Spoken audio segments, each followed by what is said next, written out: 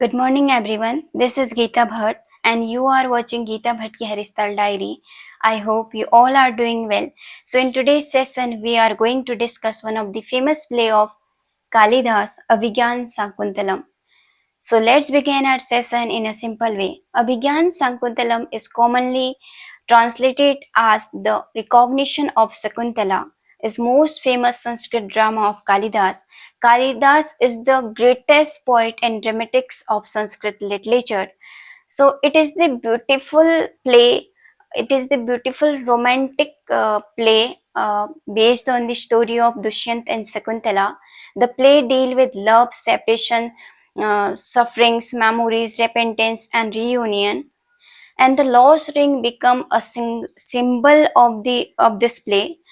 सो सामान्यतः हम कह सकते हैं, सामान्यतः हम इसे कहते हैं, इस प्ले को रिकॉग्निशन ऑफ शकुंतला कहा जाता है, अभिज्ञान शाकुंतलम को. सो ये प्ले महान प्रसिद्ध हमारे संस्कृत के कवि नाटककार कालिदास जी का प्रसिद्ध नाटक है. सो इस प्ले में कालिदास दुष्यंत और शकुंतला की प्रेम गाथा बताते हैं. सो ये प्ले उनकी प्रेम गाथा पर आधारित है. इसमें कालिदास जी ने इन ह्यूमन के इमोशंस को इस प्ले के थ्रू एक्सप्लेन करने का प्रयास किया है.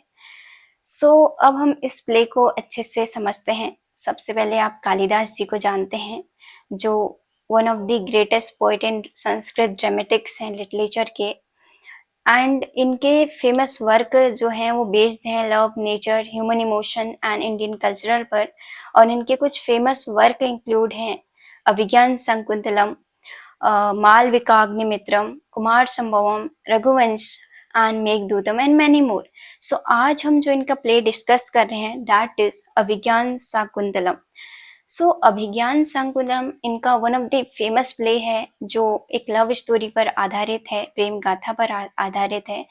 वो है शकुंतला और दुष्यंत की प्रेम गाथा. तो आइए उसी को हम पढ़ते हैं. सो दुष्यंत एक बार शिकार करने के लिए जाते हैं और वहाँ पर वो शिकार करते करते वो ऋषि कण्व के हर्मिटेज पहुँचते हैं.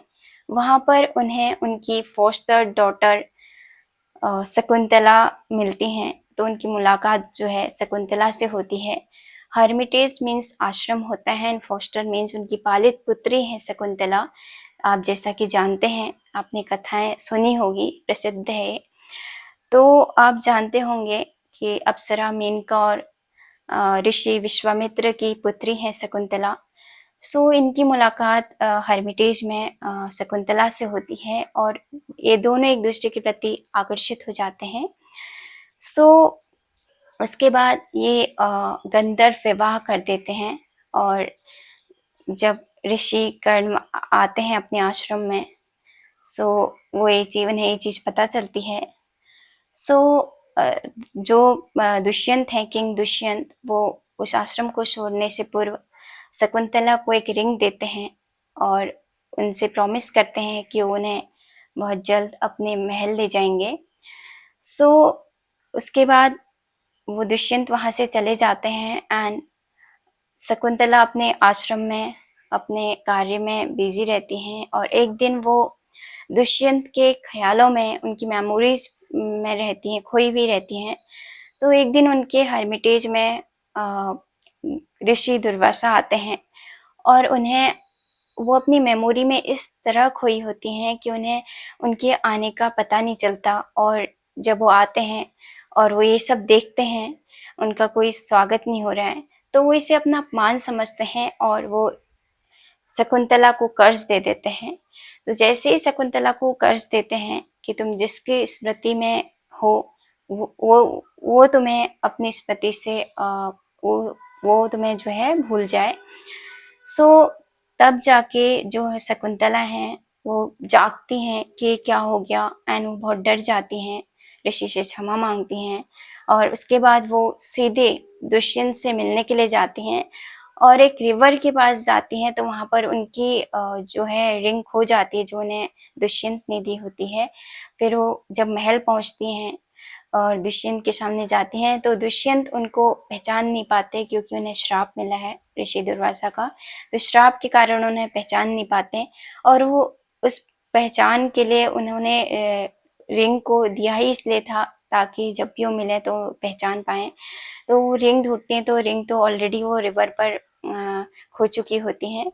तो उन्हें दुष्यंत पहचान नहीं पाते हैं और फिर वो निराश होकर अपने घर अपने आश्रम लौटती हैं। सो आफ्टर जब एक फिशरमैन देखते हैं उस रिंग को एंड वो उस रिंग को देखकर सीधे राजा दुष्यंत के पास जाते हैं और दुष्यंत जैसे ही उस रिंग को देखते हैं और उन्हें सब कुछ रिमेम्बर हो जाता है, उनका गंधर्व विवाह और उन्होंने जो रिंग उन्हें लव के प्रतीक में उनको दी थी शकुंतला को, वो सब चीज़ें उनको याद आ जाती हैं एंड देन उनको रिपेंटेंस फील होता है। रिपेंटेंस मीन पश्चाताप फील होता है, बहुत रिग्रेट फील करते हैं वो।